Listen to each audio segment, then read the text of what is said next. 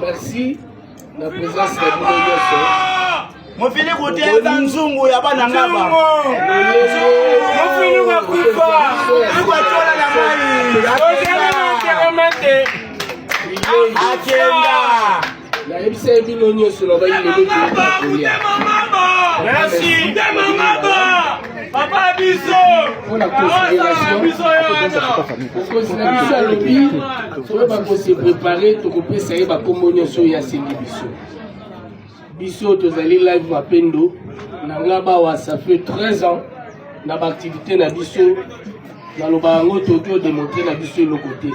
Soki le loba bazotambola na pont yo eza mayele na biso.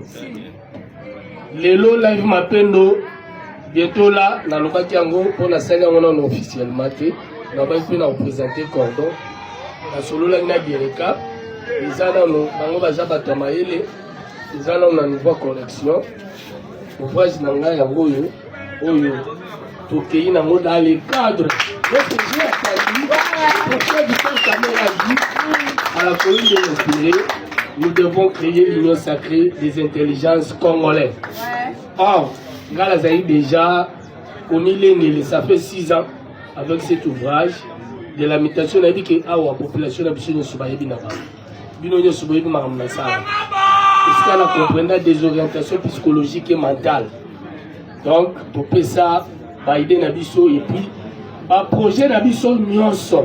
Na meki ko étalé mwanda mwa ba projet na kati ya buku oyo na tie yango tant que aussi sa version correction nde na kokabolango na ba konsignation na kati ya partie.